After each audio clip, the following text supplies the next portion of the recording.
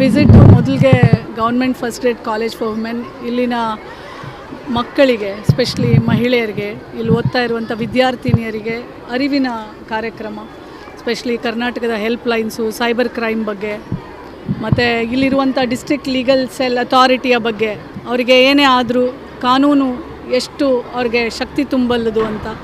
So ಮಕ್ಕಳಿಗೆ help lines ಎಲ್ಲ ಗೊತ್ತಿದೆ, ಬಟ್ ಅವ್ರಿಗೆ ಡಿಸ್ಟ್ರಿಕ್ಟ್ ಲೀಗಲ್ ಸೆಲ್ ಇದೆ, ನಮಗೆ ಯಾವಾಗಾದರೂ ಕಾನೂನಿನ ಒಂದು ನೆರವು ಬೇಕು ಅಂತಂದರೆ ಉಚಿತವಾಗಿ ನೆರವು ಸಿಗುತ್ತೆ ಅನ್ನೋದು ಅವರಿಗೆ ಗೊತ್ತಿಲ್ಲ.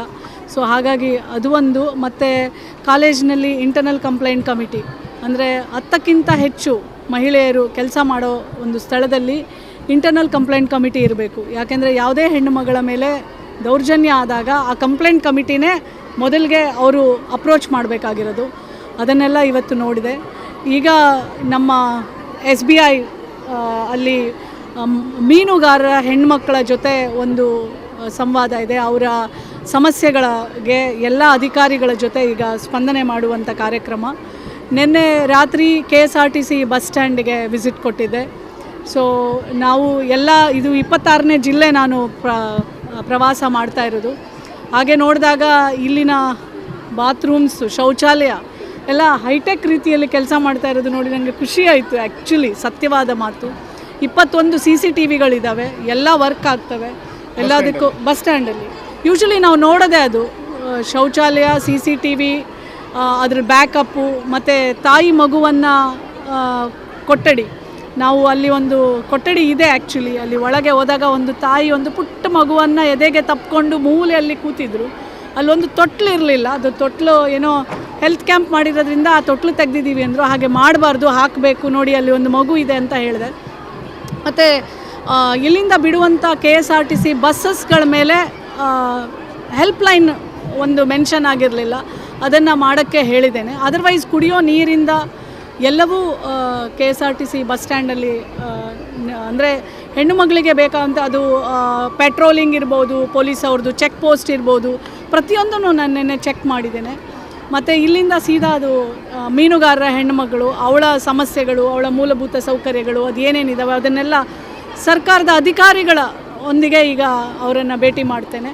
ಅದ ನಂತರ ಪುತ್ತೂರು. ಮೇಡಮ್, ಈಗ ರಾಜ್ಯದಲ್ಲಿ ಬಾಲ್ಯ ವಿವಾಹ ಮತ್ತು ರೇಪ್ ಕೇಸ್ಗಳು ಇನ್ನೂ ಕಮ್ಮಿ ಆಗಿದೆ, ಸ್ಟೇಜ್ ಆಗಬೇಕು. ಯಾವ ರೀತಿ ಮಹಿಳಾ ಆಯೋಗ ಯಾವ ರೀತಿ ಅದಕ್ಕೆ ಮಹಿಳಾ ಆಯೋಗ ಅರಿವನ್ನು ಮೂಡಿಸ್ಬೋದು, ಅದು ಅವಳ ಒಂದು ದೊಡ್ಡ ಕೆಲಸ, ಜವಾಬ್ದಾರಿ. ಮತ್ತು ನೋಡಿ, ರೇಪ್ ಆಗಲಿ ಅಥವಾ ದೌರ್ಜನ್ಯಗಳಾಗಲಿ ಇವತ್ತು ಹೆಚ್ಚಿಗೆ ಆಗಲಿಕ್ಕೆ ಕಾರಣ ಸ್ಮಾರ್ಟ್ಫೋನ್ಸಲ್ಲಿ ಭಾಳಷ್ಟು ಪೋರ್ನೋಗ್ರಫಿ ವಿಡಿಯೋಸು. ಫಸ್ಟ್ ಅದು ಅಷ್ಟು ಈಸಿಯಾಗಿ ಅವೈಲಬಿಲಿಟಿ ಇರಲಿಲ್ಲ. ಆಮೇಲೆ ಡ್ರಗ್ಸ್, ಮಾದಕ ದ್ರವ್ಯಗಳು, ನಶೆ, ಲಿಕ್ಕರು ಎಲ್ಲ ಒಂದು ಫ್ಯಾಕ್ಟ್ರಲ್ಲ. ಇದು ಎಲ್ಲವನ್ನು ಒಳಗೊಂಡು ಇದೆಲ್ಲ ಹೆಚ್ಚಿಗೆ ಆಗ್ತಾಯಿದೆ. ಒಂದೇ ಕಾರಣ ಅಂತ ಹೇಳಲಿಕ್ಕೆ ಸಾಧ್ಯ ಆಗೋದಿಲ್ಲ. ಬಟ್ ಕಾನೂನು ಅಷ್ಟು ಕಟ್ಟುನಿಟ್ಟಾಗಿದ್ದರೂ ಸಹ ಇಷ್ಟೆಲ್ಲ 4 ವರ್ಷದ ಮಗುನೇ ಎತ್ತಾಕ್ಕೊಂಡು ಅಲ್ಲಿ ಕಾಂಪೌಂಡಲ್ಲಿ ಬಿಟ್ಟಿರ್ತಾರೆ, ತೊಗೊಂಡೋಗ್ಬಿಟ್ಟು ಎಲ್ಲೋ ಒಂದು ಶೆಡ್ಡಲ್ಲಿ ರೇಪ್ ಮಾಡಿಬಿಡ್ತಾನೆ. ಸೊ ಇಂಥವ್ರಿಗೆ ನಾವು ಏನು ಹೇಳಬೇಕು ಅಂತ ನಾವು. ಬಟ್ ಆದರೆ ನಾವಂತೂ ಪ್ರತಿ ಜಿಲ್ಲೆಗಳಲ್ಲಿ ನಾವು ಹೋದಾಗ, ಈಗ 7ನೇ ತಾರೀಕು ನಮ್ಮ ಎಲ್ಲ ಪೊಲೀಸ್ ವರಿಷ್ಠರ ಜೊತೆಯಲ್ಲಿ ನಾವು ರಿವ್ಯೂ ಮಾಡ್ತೇವೆ. ಮಂಗಳೂರಿನಲ್ಲಿ ಆಗಿರುವಂಥ ದೌರ್ಜನ್ಯಗಳ ಪ್ರಕರಣಗಳನ್ನು ಮತ್ತು ಜಿಲ್ಲಾಧಿಕಾರಿ ಕಚೇರಿಗಳಿಂದ ಏನೆಲ್ಲ ಕ್ರಮಗಳನ್ನು ತಗೊಂಡಿದ್ದಾರೆ, ಪ್ರತಿಯೊಂದು ನಾವು ಮಾಡಬೇಕಾಗ್ತಾ ಇರೋದನ್ನು ಕಾಲಕ್ಕೆ ಮಾಡ್ತಾ ಇದ್ದೇವೆ. ಬಟ್ ಇಷ್ಟೆಲ್ಲ ದುಷ್ಪರಿಣಾಮಗಳು ಇಷ್ಟೊಂದೆಲ್ಲ ಆಗಬೇಕಾದ್ರೆ it's not one thing, it's multi factorial. ಇಲ್ಲ, ಇನ್ನೊಂದಂತ ಹೇಳಿದ್ರೆ ರಾಜ್ಯದಲ್ಲಿ ಪ್ರೀತಿ ಪ್ರೇಮದ ವಿಚಾರದಲ್ಲಿ ಹತ್ಯೆಗಳಾಗ್ತಾ ಇರುವಂಥದ್ದು ಬಾಲಕಿಯರ ಮತ್ತು ಈ ಕಡೆನೂ ಆಗಿದೆ. ಕಾನೂನಿನ ಅಥವಾ ಇದರದ್ದು ಕಮ್ಮಿ ಆಗ್ತಾ ಇದೆ, ಭಯ ಕಮ್ಮಿ ಆಗ್ತಾ ಇದೆ. ಹಾಗೆ ಇಲ್ಲ ನೋಡಿ, ಇವಾಗ ಧಾರವಾಡದಲ್ಲಿ ನೀವು ಹೇಳಿದ್ರಿ ಪ್ರೀತಿ ಪ್ರೇಮ ಧರ್ಮ ವಿಚಾರ.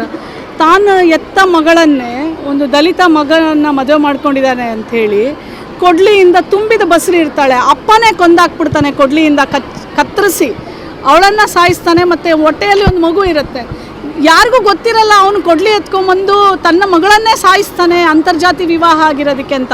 ಯಾರಿಗೂ ಇವಾಗ ಪೊಲೀಸವರು ಪ್ರತಿಯೊಬ್ಬರಿಂದ ಪೊಲೀಸ್ ಹೋಗಲಿಕ್ಕೆ ಸಾಧ್ಯನಾ? ತನ್ನ ಸ್ವಂತ ತಂದೆನೇ ಮಗಳನ್ನು ಹತ್ಯೆ ಮಾಡಿದಾಗ ನಾವು ಏನಂತ ಹೇಳಬೇಕು? ಯಾವಾಗ ಹೇಳಬೇಕು, ಇನ್ನೂ ಯಾವಾಗ? ನೋಡಿ, ಭಾಳ ಕಷ್ಟ ಇದೆ ಬದಲಾವಣೆ. ಮನುಷ್ಯ ತಾನಾಗಿ ನಾನೊಬ್ಬ ಮನುಷ್ಯ ಇದರಲ್ಲಿ ಜಾತಿ ಧರ್ಮನ ತರಬಾರ್ದು, ಮಾನವೀಯತೆ ಮೊದಲು ಅನ್ನೋದು ಎಲ್ಲರಿಗೂ ಬಂದಾಗ ನನಗೆ ಗೊತ್ತಿಲ್ಲ ಯಾವಾಗ ಬರುತ್ತೆ ಅಂತ.